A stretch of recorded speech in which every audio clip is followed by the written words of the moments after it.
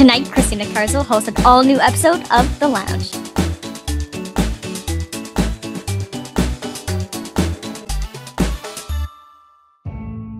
The following program may contain mature material some viewers may not find suitable. Viewer discretion is advised. It's The Lounge with Christina Carswell.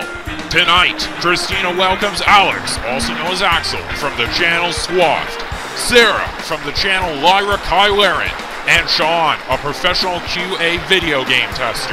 And now, here's your host, Christina Carswell. So today, I want to get a little real on you. Yes. Topic for today is something that kind of have a love-hate relationship with, is expectations versus real life. Well, so I know, Sarah, that you had something to contribute to this topic, mainly with video games, of course. Mainly to do with martial arts as portrayed in video games as compared to real life.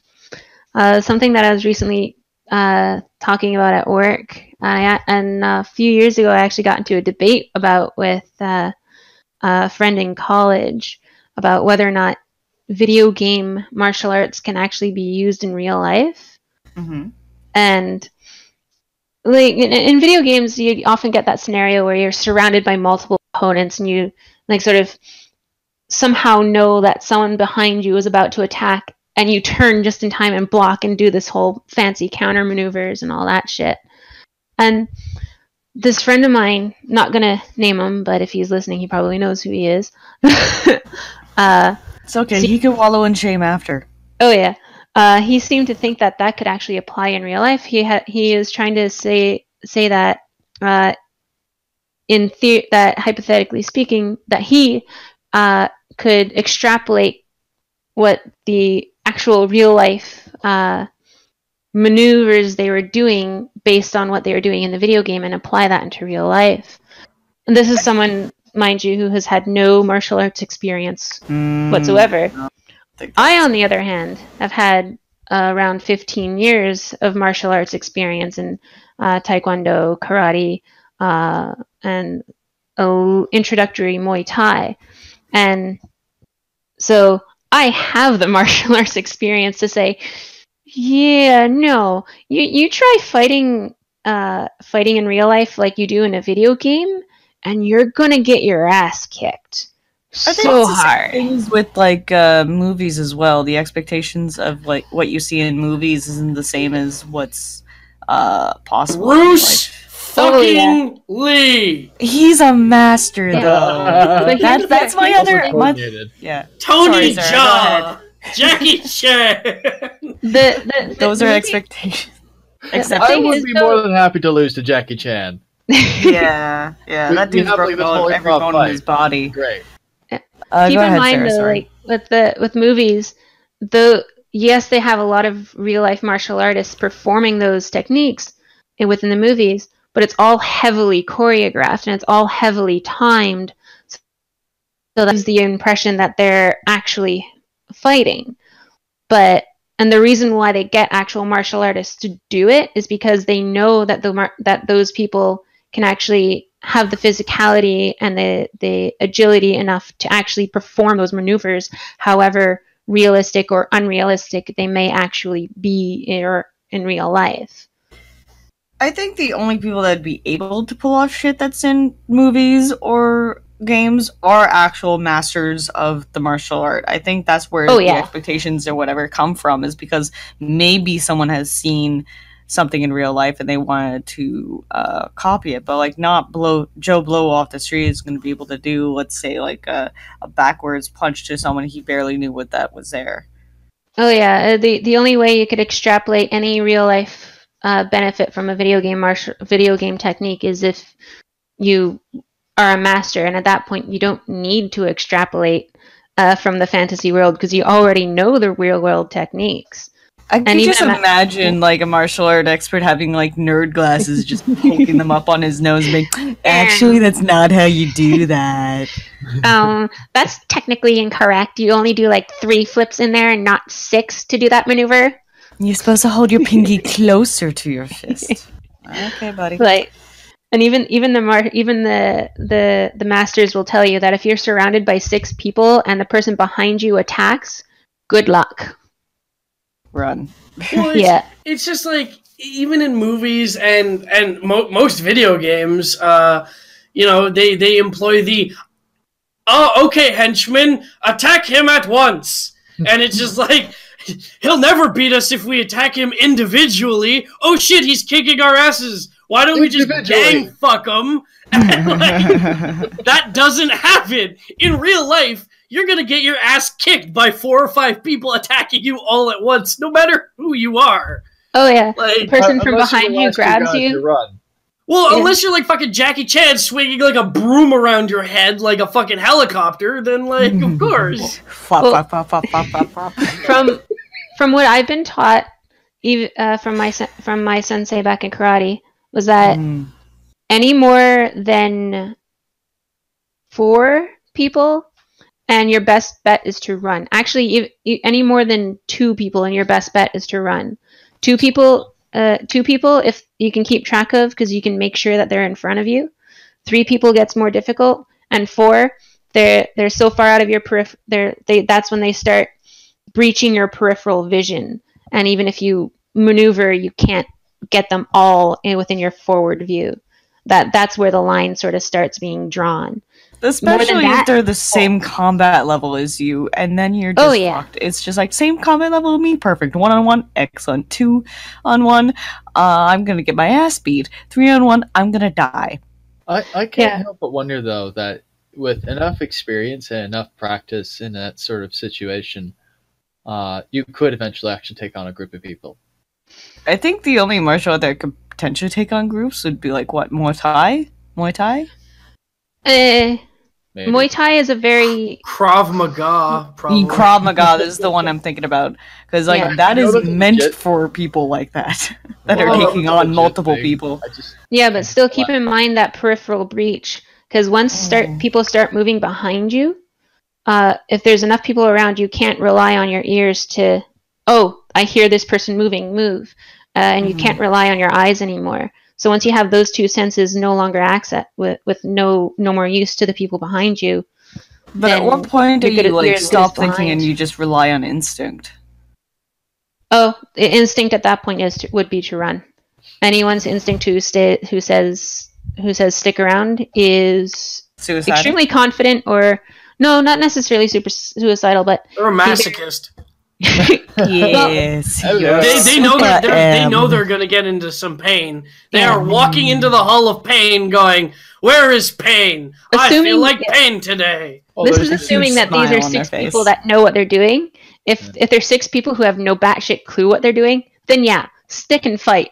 Because if they don't have no clue what they're doing, then and you know what you're doing, then you kind of have the upper hand even in that situation. I don't know, because even then, it's just gang mentality at that point, because, and it depends what kind of fight you're in. If you're in, like a controlled room with nothing in it, and I say this as someone sparring. who has been in, if you're sparring, that's fine. Like, multiple people might be a little bit more manageable, but if you're in the street, like, not to mention just the possibility of a gun or a knife being pulled on you, there's still, like, pieces of the road. Like, I know that if I'm in the middle of the street, like, I'm going to pick up something on, like, if anything, like a pipe that's laying there, or like a broken piece of pocket sand. Underestimate dirt. Never underestimate fucking pocket sand. Dale Gribble got it right. It's just... There's so many outs. I mean, you can throw people against walls. You can throw people against light posts. You can throw people against cars. I mean, like, there's so many outliers in a street fight versus sparring that's completely different. Yeah. That's the thing, is that just as much as you have access to those things, they have access to those things as well. And there's more of them. Yeah, and there's pedestrians, cars, other obstacles, assailants basically you don't see. Yeah, a bunch of factors that you all have to factor into the situation. An exponential amount of factors, actually, especially if it's someplace like downtown. Then you can have the potential of having a crowd of people, and at that point, you're done for. Even if you're, maybe Bruce Lee would be able to squeeze by, but in a crowd of people downtown, or Jackie Chan.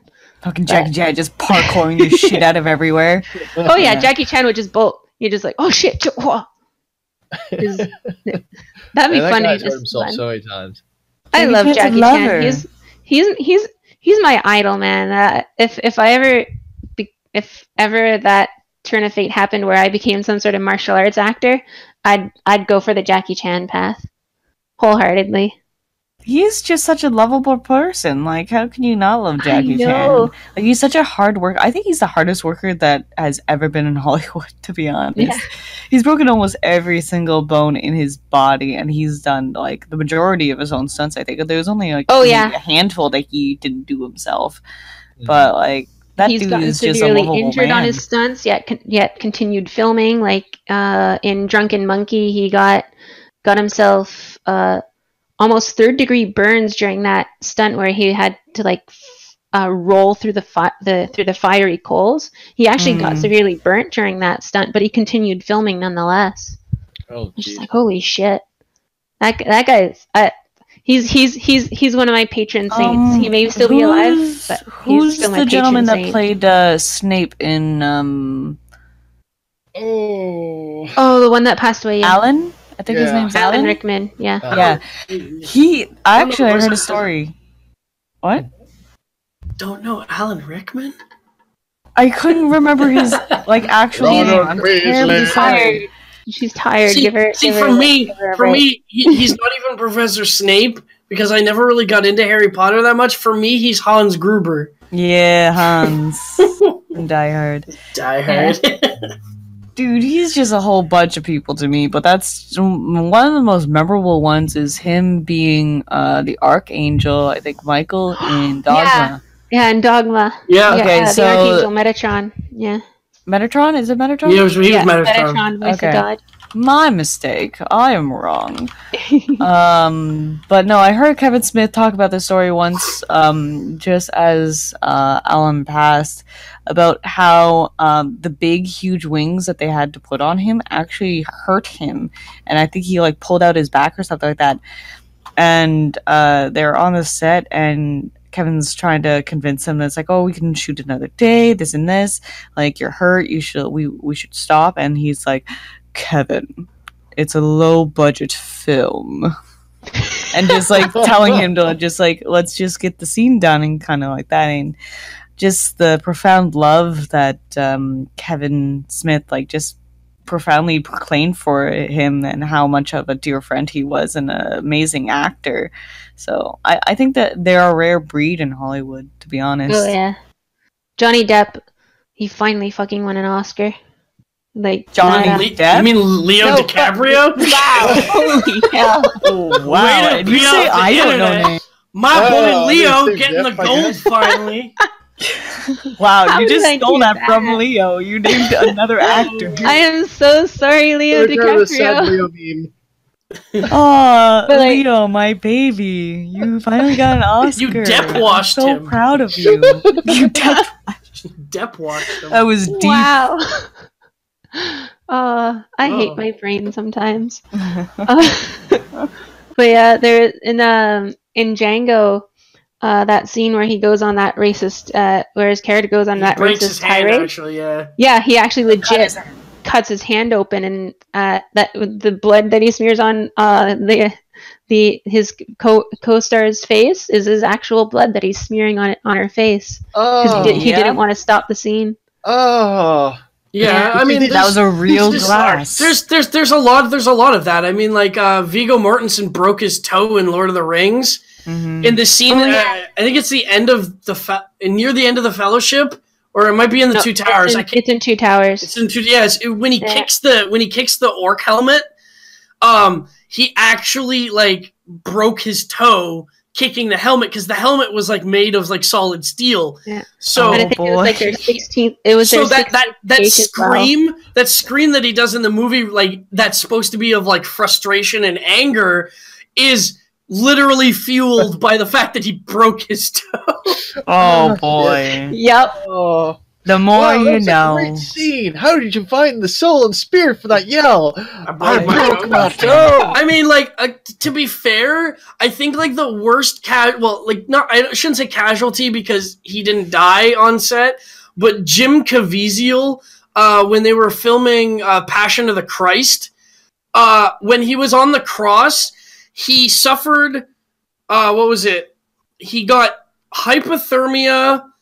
Because it was so cold out when they were shooting, he got legitly stabbed by accident. He got struck by lightning. It's like, and all while they were shooting, or it was rumored that he got struck by lightning. Probably not. That's probably. No, I'm gonna double check my sources before I say this.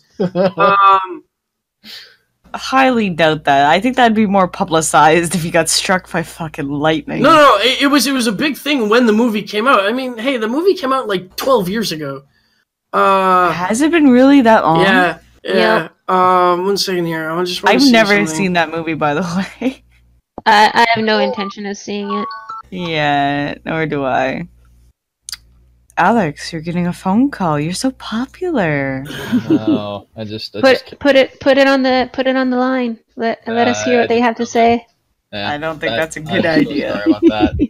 Wherever they are, they're gonna hear no one from me. Well, like, getting back on the expectations versus real life thing, while you're looking up whether or not the lightning strike actually happened, because that would be freaky if it did. During the Passion of the Christ, he was struck by lightning, accidentally scourged, he dislocated his shoulder, suffered from pneumonia and hypothermia. Like, there was enough that apparently Gibson reportedly warned Caviezel that playing Jesus would hurt his acting career. In 2011, he admitted that good roles had hard been come by since, and it might have been a sign from God. God was angry at the portrayal. Don't play Jesus. Yeah, he was struck. I remember that. I was like, because he didn't get stabbed. He got scourged. So he caught the scourge and pneumonia and hypothermia all while shooting. So he got super sick. That's why, like, if you actually watch the movie, it's a good movie. I'll give him that. Like, Mel Gibson can direct a decent movie, but like, maybe he should like look into like taking care of his actors. No. Well, that was the thing. He could direct, but it was only him. No one else got sick. It was only him. And then the scene where they're doing the whole crucifixion of Jesus, that's when he got struck by lightning. He's only Jesus. Don't worry. Like people were like, it's a sign from God. Like he should like not be playing Jesus. God doesn't want this movie to be made. And like Caviezel has said, like, since then, he's just like, man, it was just a bad series of events. But in the movie, it explains why Jesus is so gaunt. Like he looks like in a terrible spot, but that's because Caviezel was actually fucking like dying almost. Oh God. That's going a little far for the role.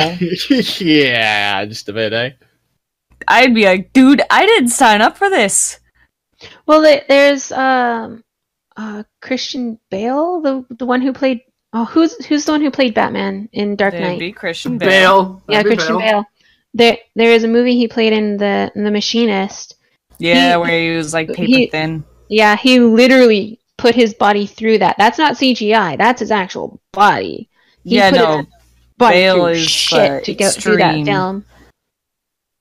Oh, not to mention that the crown of thorns that Jesus wears actually was a crown of thorns. Why would they go? Bro. Why? They and the cross that he had to carry weighed 150 pounds.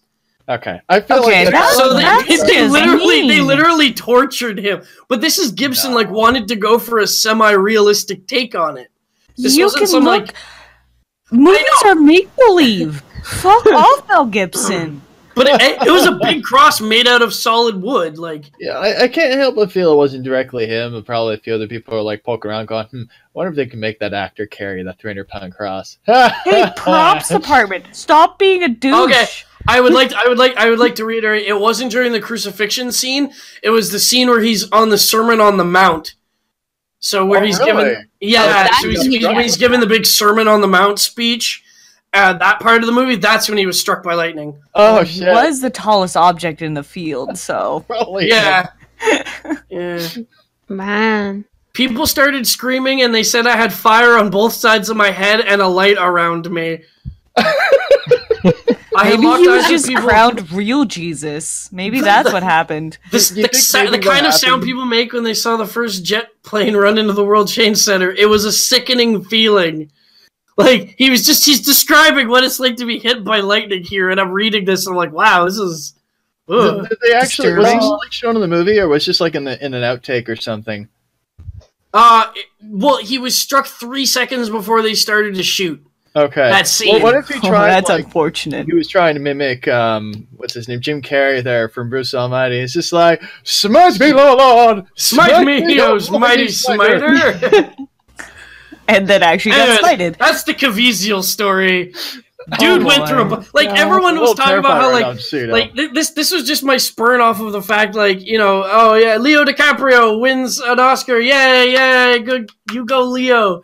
But if you look at all the shit that he had to do in The Revenant, and the fact that he caught hypothermia, had to sleep in the carcass of a bear or like a deer or something. It was a deer. And like he had to do like all these, like he actually ate a raw fish.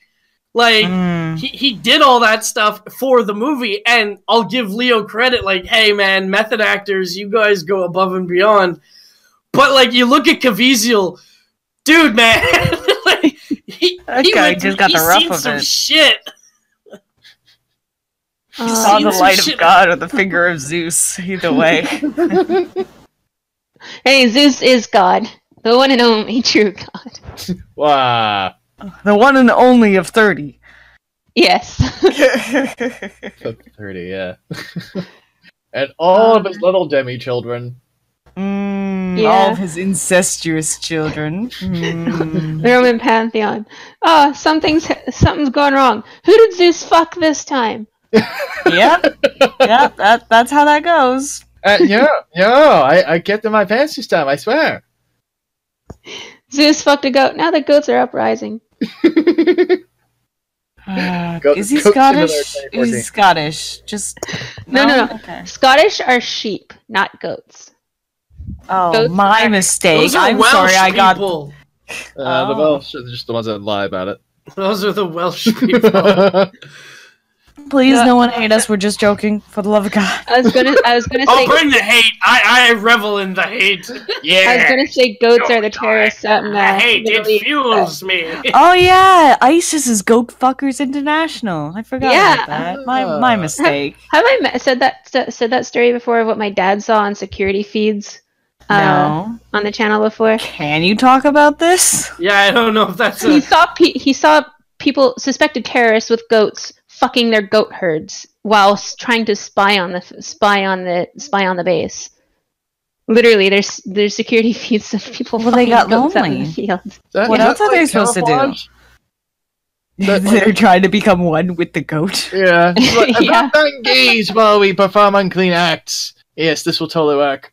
Oh man. Are there fucking goats over there? Oh God, no! Don't pay attention to them. Avert thine eyes. That's when expectation versus reality. Expectation of terrorist groups, these nut jobs with guns. Reality, they're nut jobs with goat fucker. There's a whole bunch of goat fuckers. Like, so I'm just gonna touch on before we finish VR. I know this is like a very wide topic, but maybe we can talk about it for a couple minutes. But like mainly with like your expectations of what VR is and what you've seen so far with coverage, because I know Philly D did something over at a con or something like that. You did like a VR experience kind of deal, Yeah. And if you've experienced VR yourself, or if you're interested in potentially purchasing or testing, that sort of thing. I'm interested in trying the HTC Vive, to be completely honest, because I've been watching a few demos of like the Oculus Rift. I've tried the Oculus Rift actually with a few indie developers here in Ottawa who have developed some games for it, like the Narwhal, not the Narwhal guys, but Keep Talking and You Won't Explode. Oh, the guys yes, who developed that explodes. game. Yeah, and Nobody Explodes. They're developers from here in Ottawa. Is that the one where it's like 2 players? One has a manual and the other one has and you have to defuse the bomb. That game. Oh my god, that thing is such. I've seen Anners play that. That's amazing. I almost had a job with them as a 3D artist, but my portfolio was crap at the time because computer Work on is your shit. portfolio. My computer is shit. Anyways, Alex. Yeah. Axel. Your opinions. Yeah. So, just taking a look at the HTC Vive, I've seen a lot of great stuff for it, but the price tag is just a little heavy for me. Yeah, that's what's the price for it? $1,200. Holy crap! Yeah. $1,200 for the Vive in Canada. Oh, Keep it- yeah. There you go. So it's like it's one of those things where I look at this and go, if I get it, I'd be developing with it. That would be the only reason why I would get it now. But I would wait until the price tag a little later. The thing is though, its price tag is a lot, yes, but in comparison with the Oculus Rift, the HTC Vive comes with the headset as well as 2 tracking cameras. All the 4 tracking cameras. Yeah, well we're not saying that, you know, as well. We're not saying that it comes with, you know, nothing. We're just saying that, like, in reality, for me, as, you know, a postgraduate broke person, I can't afford $1,200. Like, Jesus, like, if I wanted to spend $1,200 to do, and this is my take on VR, is that why I see it not really as a fad, but just as like kind of like a high-priced luxury at the moment. I'm not going to say gimmick, because there are a few games that are out there that are beyond a gimmick for VR, and there's a lot of gimmicky games, and there's a lot of fluff right now, and people say like, oh, but that's because not a lot of people adopt it, so that there's not going to be a lot of big developers jumping on it until a lot of people back it. But not a lot of people are going to back it. It's kind of a catch-22 with VR, and I really hope they break the cycle, because they can't make like AAA developers, or big name developers, I should say, not necessarily AAA, but even like AA developers might not develop for the VR systems like Rift, the Vive, the PS4, like any of them. They might not develop them because there's not a big enough fan base to build off of it. Yeah. But there might not be big enough fan base because there's not enough good quality stuff on it. Because to me, it's not the hardware. Because if it was about the hardware, the HTC Vive would win. Like, hands down. Like, I'm sorry, I got to play around the Oculus Rift. It's fun, but it doesn't... It feels very limited. The HTC Vive, the fact that you can actually walk around a space and interact with a whole space... Yes, it requires you to have like a 5-foot square, you know, basically 25 square feet of free space in a room, so that you're not knocking shit off shelves.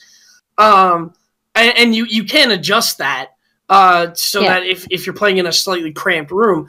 But the HTC Vive or Vive or whatever however you want to pronounce it, it to me has more functionality. Because you can move around. And there are some of the games that are coming out for the Vive that are really intuitive. And there's a lot of applications that they might not have questioned it. I mean, Funhouse did a whole bit where they played Pictionary using the brush thing. Like, yeah, they have this whole light brush. You know, you could draw in 3D space, and it's really cool. And it's amazing that if someone with really good artistic talent could probably create really cool-looking 3D models or 3D art. But to most people who even aren't like artistically inclined, what are you going to do with a piece of software that's basically a glorified version of MS Paint? Yeah. Yeah. So it's just like, all right, cool. So I have MS Paint on my $1,200 HTC Vive. Well, maybe I could play a game of Pictionary. That sounds cool. Like that's a cool, adaptation of it.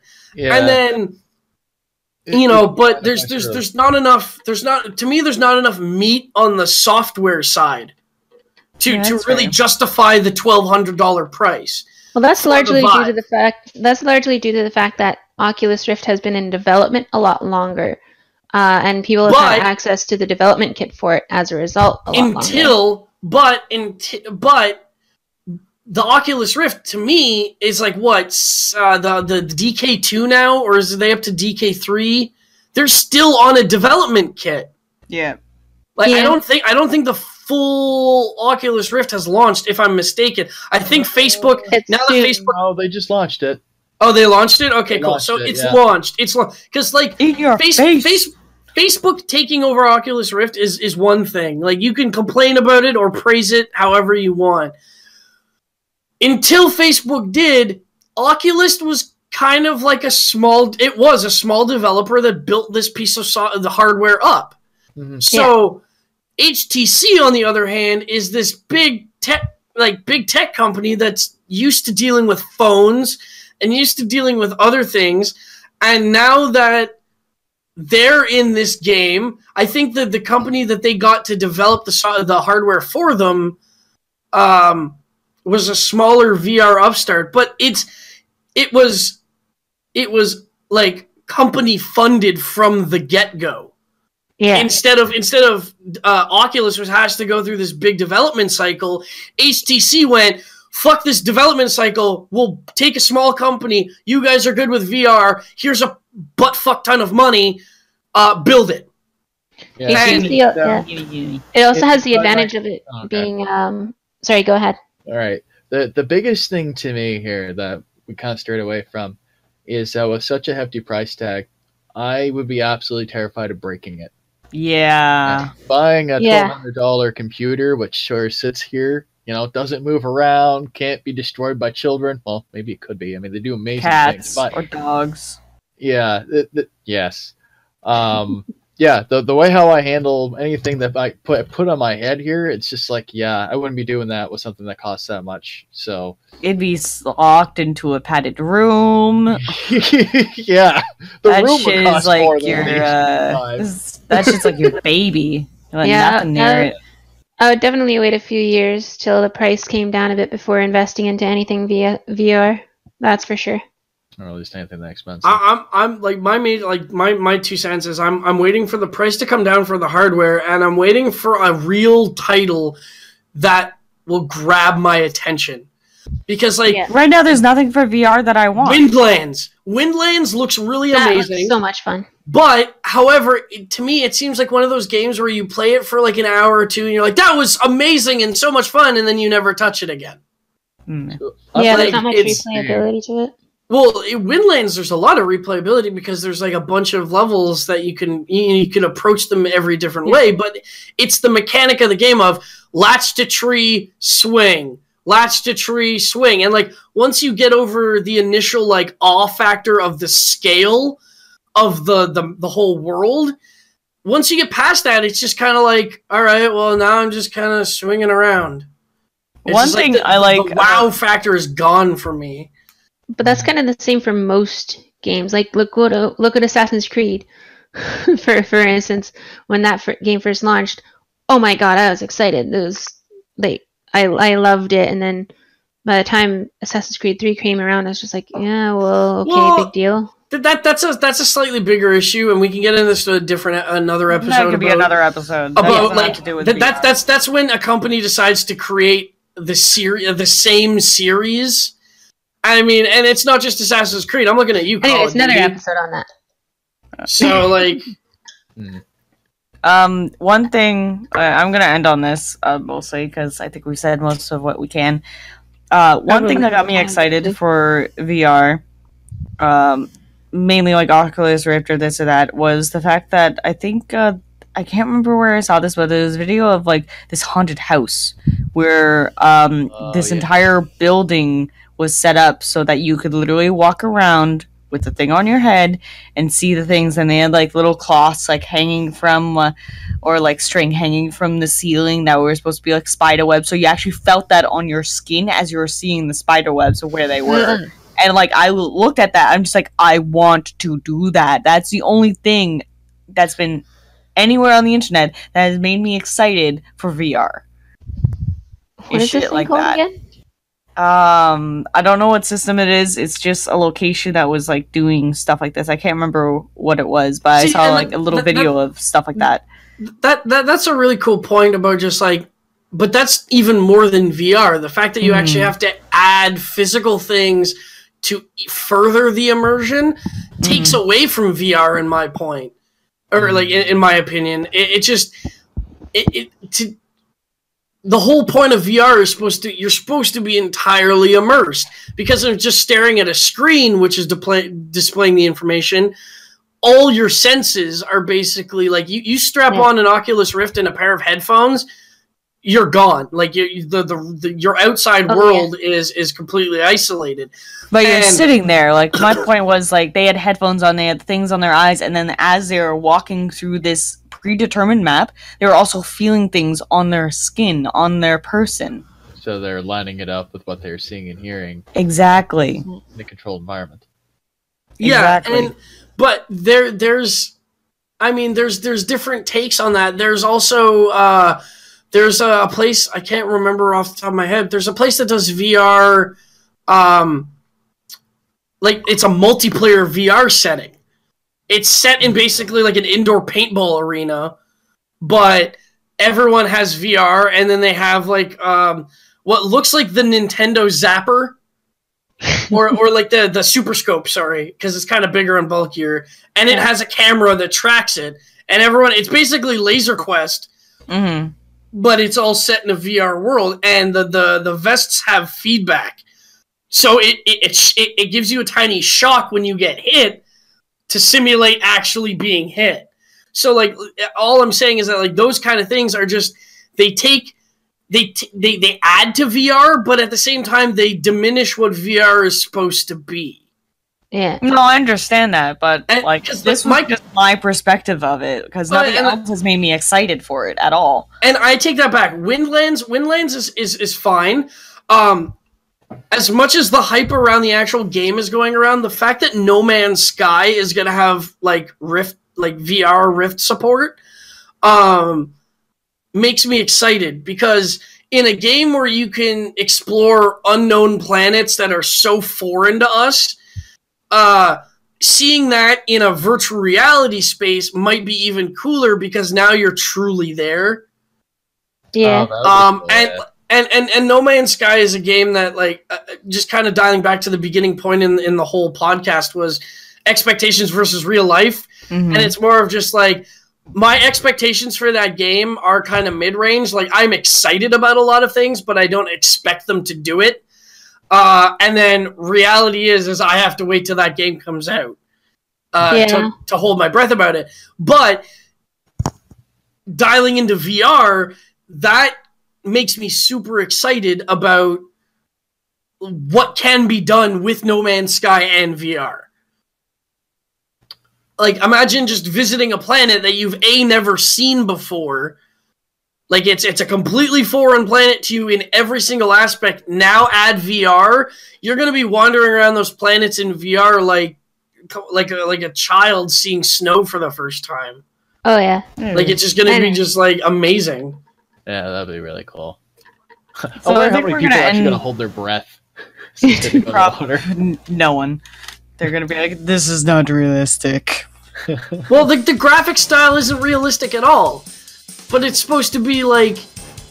It's supposed to be the stylized world, but it's going to be amazing. Alright, so we're going to end that here. So that's all the time that we have for today. Be sure to follow us on social media at TOONDISE on Facebook, and with the hashtag ToonLounge on Twitter. And if you're a fan of TOONDISE, and make sure to support us on Patreon. Sorry for the... Still tired. I'm sorry. So Patreon, patreon.com/TOONDISE, and on behalf of Axel, Sean, Sarah, and myself, Christina Carswell, thank you for watching, and we'll see you next time right here on the lounge. Love you.